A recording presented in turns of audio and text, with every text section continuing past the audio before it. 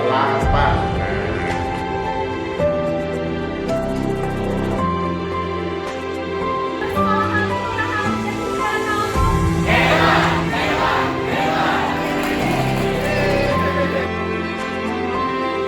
Selamat pagi dan salam sejahtera untuk kita semua. Kami ucapkan selamat datang dan selamat bergabung dalam acara Pengabdian Masyarakat Program Studi Pendidikan Khusus Universitas Negeri Jakarta dengan tema Meningkatkan Kualitas Pendidikan Melalui Pendidikan Inklusif. Pada Bapak Marja MPD dipersilakan. Assalamualaikum warahmatullahi wabarakatuh. Selamat pagi Bapak dan Ibu sekalian yang kami hormati. Kebetulan alhamdulillah bahwa Kelurahan Jatinegara ini merupakan salah satu mitra UNJ. Mudah-mudahan kegiatan selama 2 hari ini bermanfaat untuk Ibu sekalian untuk menambah hasanah wawasan berpikir tentang pelayanan pendidikan bagi ABK di setting persekolahan reguler atau inklusif. Terima kasih. Assalamualaikum warahmatullahi wabarakatuh. Assalamualaikum warahmatullahi wabarakatuh. Puji syukur kita panjatkan kepada Allah Subhanahu wa taala, Tuhan yang Maha Esa.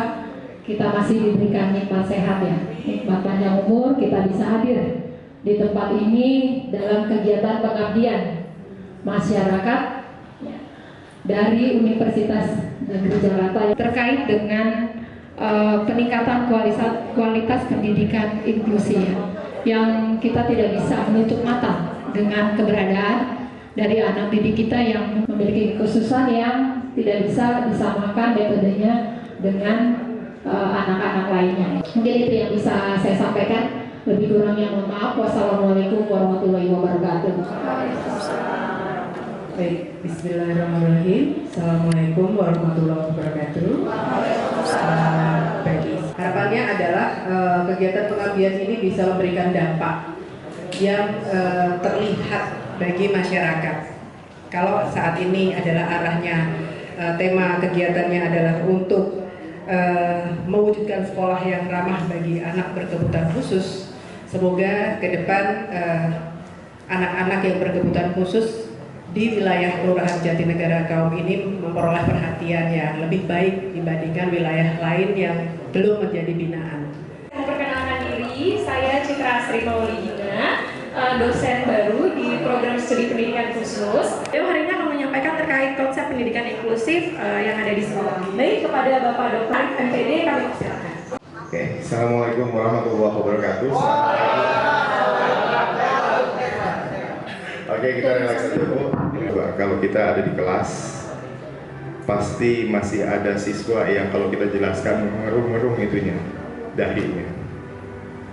Lalu tidak terjawab permasalahannya, khusus pada pelajaran-pelajaran yang sifatnya akademik.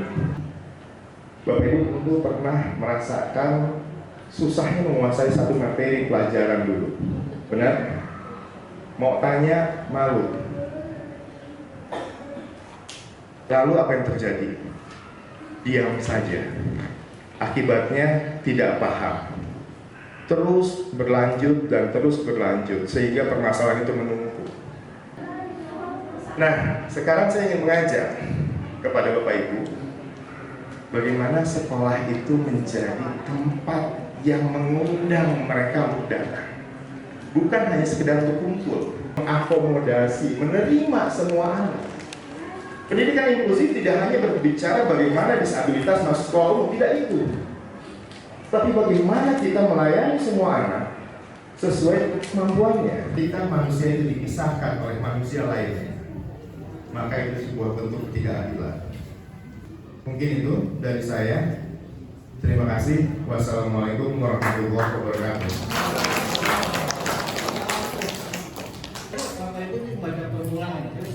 Prasyarat cenderung diabaikan. Ya, nah ini prasyaratnya apa sih? Kira-kira prasyaratnya apa? Ternyata membaca dan membaca itu bahasa. Ada bahasa ujar. Bahasa ujarnya apa? Bahasa ujar ngomong, ngobrol. Oh, mau makan.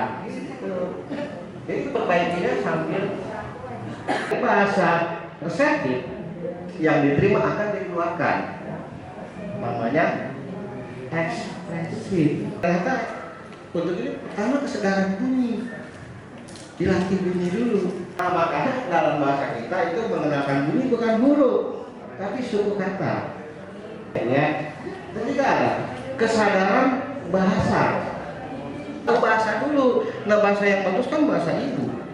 Membaca permulaan itu sebenarnya ada dua, ada kata dan suku kata, tidak ada huruf. Terima kasih. Assalamualaikum warahmatullahi wabarakatuh. Saya kembalikan ke Terima kasih Bapak atas pemaparan materinya. Baik Bapak Ibu, kita sudah masuk di acara terakhir. Kita akan ada sesi tanya jawab. Jadi saya Sri Suherdi dari SDN Jatinegara Kaum 03. Saya bertanya sambil sharing kali ya Pak ya. Di sekolah saya ini ada murid kelas 3 Pak, perempuan. Dia itu sudah kelas 3 tapi belum bisa membaca dan tidak betah di dalam kelas. Gurunya ngasih pelajaran itu dia betah, muter, goda-godain guru yang laki-laki demennya Pak. Nah, pas gurunya lagi menghadapi temannya yang lain, dia keluar nyari tukang di musola. Kan kita khawatir Pak. Langkah selanjutnya kami harusnya bagaimana? Ini Bu, kalau dilihat kasus tadi itu lihat pelaksana, ini ada dua, mana yang prioritas? Yang prioritas itu bukan membaca. Ini mungkin anak ini ada gejala ADHD, gangguan perhatian dan hiperaktif. Ya perhatiannya nggak baik. Itu dulu, kalau itu belum tidak bisa. Jadi salah satu dulu, karena kan dia belum bisa fokus, ya masih perhatiannya beralih gitu ya. Dan dilihat dari situ mungkin dia sudah mengalami pubertas. Kalau dilihat dari kasus juga tadi, itu tadi kita bagaimana menggunakan teman sebaya, karena teman sebaya ini jarang sekali dilihat. Gunakan teman-teman yang memang bisa, yang care. kita buka dulu acara ini dengan membaca basmalah. Bismillahirrahmanirrahim. Baik, tanpa berlama-lama lagi, saya serahkan kepada Ibu Citra Sri Maulidina MPD untuk mengambil alih. Terima kasih Bu MC, Pak Iza. Assalamualaikum warahmatullahi wabarakatuh. Yang pertama ada Ibu Dr. Murni Winarsi MPD.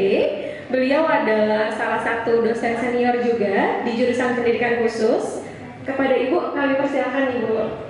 Bismillahirrahmanirrahim. Assalamualaikum warahmatullahi wabarakatuh. Bapak Ibu,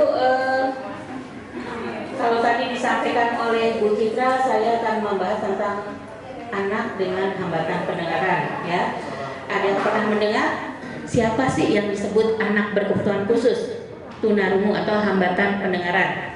Menurut Bapak Ibu selama ini Tidak bisa mendengar. tidak bisa mendengar. Jadi anak yang mengalami hambatan dalam pendengaran. Jadi tidak hanya yang tidak sama sekali mendengar, tetapi ada juga yang mungkin pendengarannya sedikit berkurang atau ada yang sebelahnya dengar, sebelahnya tidak dengar. Baik, betul semua tadi. Anak hambatan anak yang tidak mampu mendengar, betul. Tapi bukan hanya tidak mampu mendengar, dia juga tidak mampu berkomunikasi dengan bahasa lisannya, dengan bahasa verbalnya. Jadi anak tunarungu itu kalau ibu merasa atau melihat anak yang perhatiannya penuh ke ibu, liatin gitu ya, terus kayaknya ada rasa-rasa curiga atau apa, dia bukan berarti negatif itu, karena dia ingin tahu apa sih yang ibu ucapkan, makanya visualnya itu yang diandalkan. Ya, kemudian emosinya labil, ya, tidak stabil, kemudian kadang meledak-ledak karena ketidakmampuan bahasanya. Jadi kalau di kelas ibu bapak ada anak seperti ini harus banyak memahami bahasa isyarat. Kita belajar CD itu sistem isyarat bahasa Indonesia. Jadi bahasa Indonesia yang dibuat isyarat. 1, 2, 3, 4.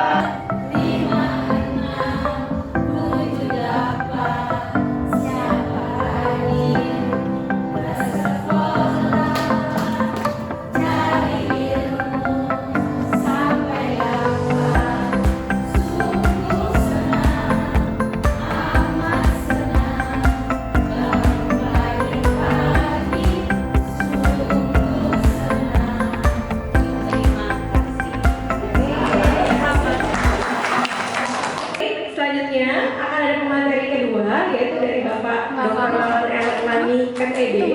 Selamat pagi, Assalamualaikum warahmatullahi wabarakatuh. Hari ini saya tidak akan bicara konsep pendidikan inklusif, tapi akan bicara sebetulnya pendidikan inklusif itu apa. Karena apa? Banyak yang salah paham, jadi paham salah.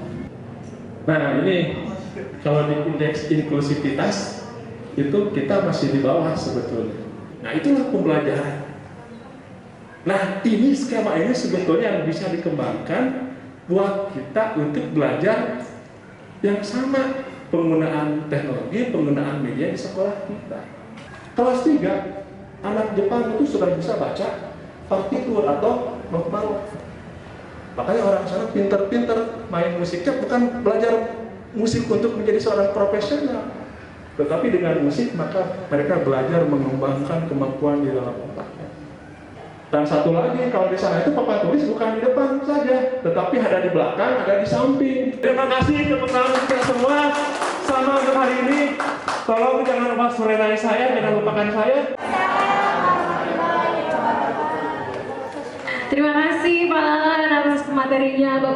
Kuis yang pertama, Ibu-ibu, Bapak-bapak, siapa yang mau kenalkan diri dengan bahasa isyarat?